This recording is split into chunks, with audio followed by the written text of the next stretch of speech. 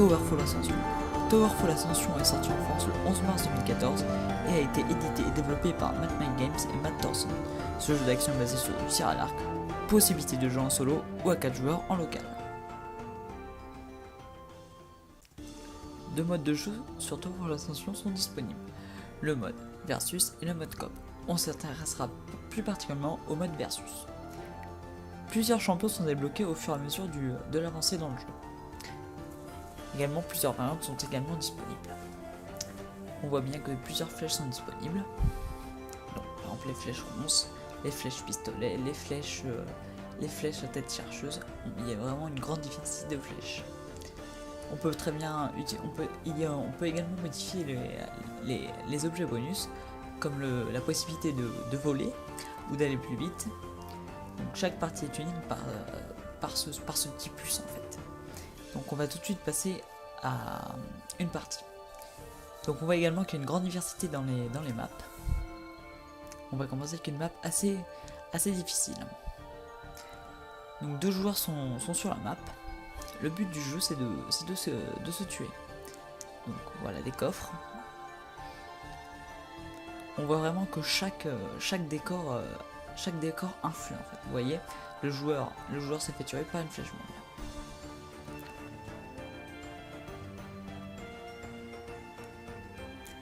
Il y a plusieurs façons de tuer son adversaire. Donc, on peut soit utiliser propre flèche comme on vient de le voir précédemment, ou attendre que le décor s'en charge, comme vous allez le voir.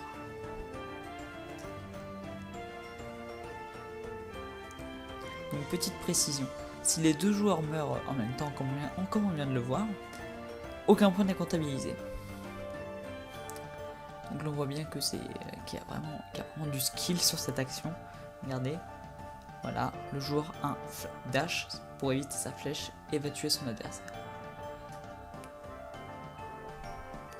Donc le décor influe beaucoup, regardez. L'objet vient de tuer le joueur 1, ce qui fait que le joueur 2 remporte la manche. Donc je le répète, si les deux joueurs sont éliminés en même temps, aucun point n'est marqué. Donc je vous laisse apprécier les quelques actions qui vont suivre.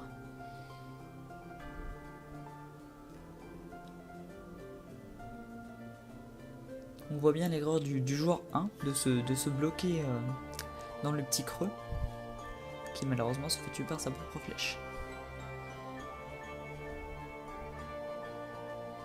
Là encore le joueur 1 a très mal joué, puisque ce dernier s'est fait écraser par le décor.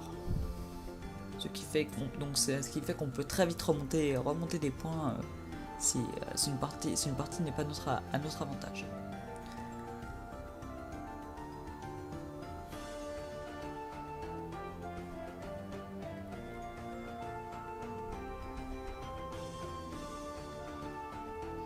Vous voyez, le joueur 2 a très bien joué, puisque ce dernier va esquiver les attaques et vient tuer son adversaire par le dessus. Donc vous l'aurez compris, on peut soit tuer son adversaire avec les flèches ou en lui sautant dessus.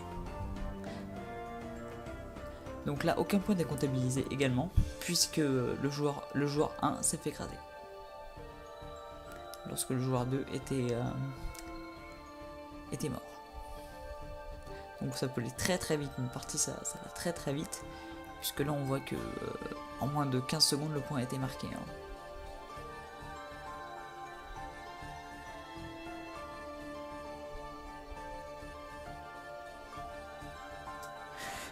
Le jeu il possède une très bonne maniabilité à mon sens, puisque le joueur il peut à la fois sauter avec le bouton X, dasher pour éviter et contrer les flèches de ses ennemis avec le bouton R2.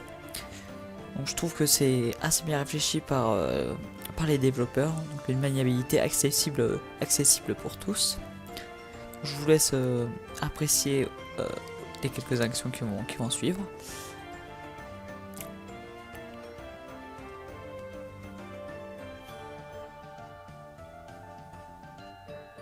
On voit aussi qu'on peut s'accrocher au mur, donc pour éviter les flèches, pour éviter les flèches, pour pouvoir tuer son adversaire. Ça aussi je trouve que c'est assez bien pensé par les producteurs. Vous voyez là aussi changement de décor, donc il faut vraiment le décor aussi il intervient dans les parties. Donc là, la map s'est rétrécie, ce qui fait que on doit jouer là-dessus. Très bon dash du joueur 1, mais malheureusement qui se fait tuer.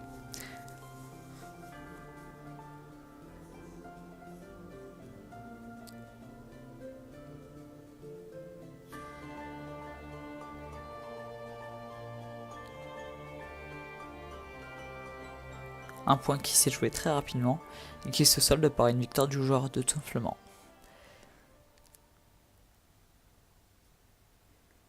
Donc maintenant je vais vous faire voir un peu les autres maps qu'on peut trouver. Donc là aussi je vous refais, je vais modifier un peu les paramètres. Donc là on modifie les flèches. Je mets des flèches laser, enfin, c'est vraiment... chaque partie est unique par ce petit truc.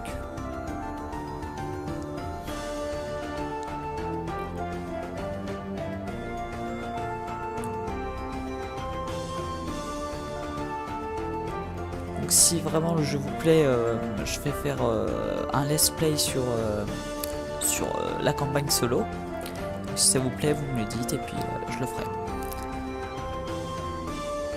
Là aussi ça, en let's play c'est un tout autre mode de jeu qui je pense serait pas mal de faire découvrir. Donc on voit bien que le joueur qui a abusé de son invisibilité pour tuer son adversaire. On se retrouve pour le round 16, donc égalité parfaite entre le joueur 1 et le joueur 2. Donc, qui va gagner cette partie épique qui reprend dans quelques minutes. Donc, concernant mon avis maintenant, je vais parler un peu de mon avis, je vous ai parlé un peu des points fondamentaux que je voulais aborder. Je trouve que c'est un jeu qui est très complet, très intéressant. Et ce jeu, je trouve qu'il est parfait pour le soir entre amis. De quoi s'amuser, rigoler, sur les 4 manettes, c'est très idéal. On voit bien que le joueur 2 a très bien joué puisqu'il limite son adversaire alors que ce dernier est invisible. Je voulais maintenant remercier Alexis Fut de m'avoir lancé dans ce projet de chaîne YouTube parce que c'est lui qui m'a encouragé à le faire. J'étais pas très chaud à la base. J'avoue que c'était un projet qui me tenait à cœur depuis assez longtemps. Donc je te remercie mon pote, hein. J'espère que notre histoire de chaîne continuera longtemps. Une dernière manche, est-ce que le joueur 1 va enfin remporter cette partie épique? Encore une très bonne technique de la part des deux joueurs qui affichent les flèches à la perfection. Là, changement de décor, bien faire attention.